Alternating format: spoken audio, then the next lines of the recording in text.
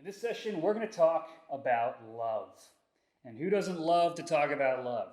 Our culture is obsessed with love. If you watch romantic comedy, love is this propulsive infatuation, this feeling that just wraps you up and is enough to propel decades of faithfulness and happiness and bliss. And thankfully, the Bible has a more robust view of what love means. That it's not merely a feeling, but it's more of an allegiance, that we should think about love in terms of loyalty and not merely in terms of emotions or feelings. And we're going to see a contrast between two loyalties, two allegiances, two loves in Mark chapter 14, verses 1 through 11. And the contrast is going to be between this unnamed woman and Judas, one of Jesus' apostles who's eventually going to betray him. So let's read these verses together. Mark 14, verses 1 through 11. It was now 2 days before the Passover and the Feast of Unleavened Bread. And the chief priests and the scribes were seeking how to arrest him by stealth and kill him. For they said, "Not during the feast, lest there be an uproar from the people." And while he was at Bethany in the house of Simon the leper, as he was reclining at a table, a woman came with an alabaster flask of ointment of pure nard, very costly, and she broke the flask and poured it over his head.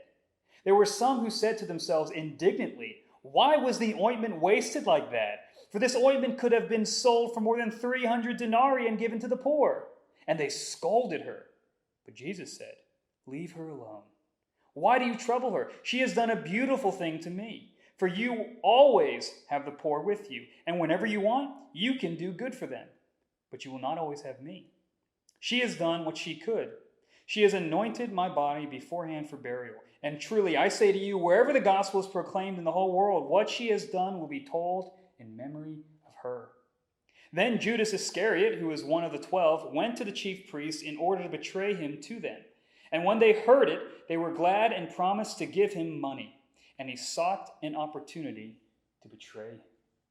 Again, this is a contrast between this unnamed woman and Judas. The unnamed woman takes this expensive jar of ointment, which would have been very rare.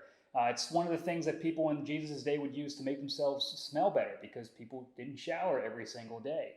It was probably a family heirloom because of its expense. And most likely it was the most expensive thing and most valuable thing that this woman owned.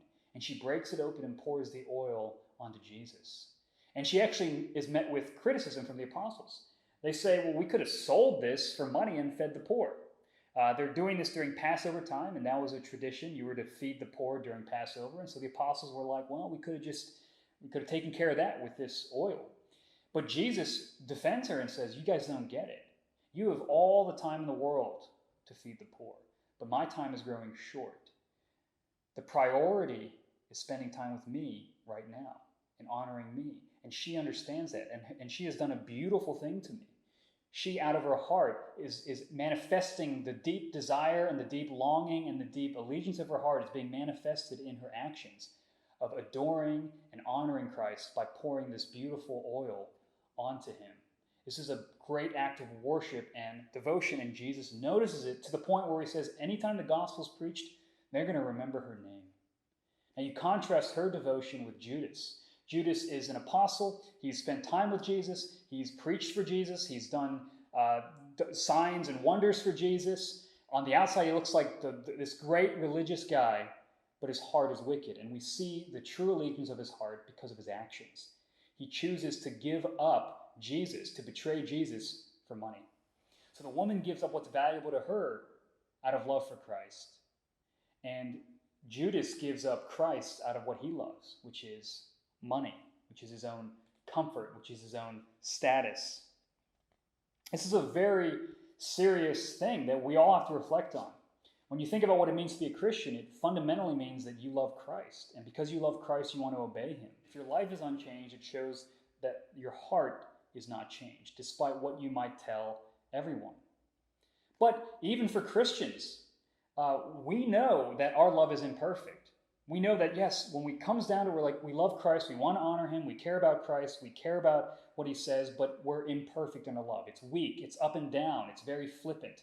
So we can get discouraged too. And I think this shows us that one of the ways that we can grow and cultivate our love for Christ is by spending time with him. It sounds very simple, but honestly, it's actually very difficult to put into practice because we have all kinds of excuses and all kinds of reasons why we don't have time to do it. But nothing could be more important. So how do you spend time with Jesus? Well, he tells us that he will meet us in his word, in prayer, when we're gathered with the saints at church, when we're hearing the word preached, when we're singing the word in song, when we are taking the Lord's Supper. Those are places where God promises to meet us. And when we are spending time with God, we learn about him, we learn about his love for us, and that is what transforms us. We love because he first loved us. That's what changes us from the inside out.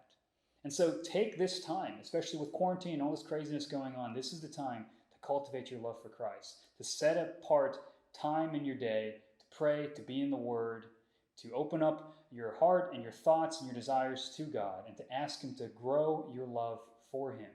Nothing is more important, and this is the time to grow in that. If you have any questions, leave a comment. We'd love to hear from you, and make sure you share this if anyone else you know could be benefited by these short little videos.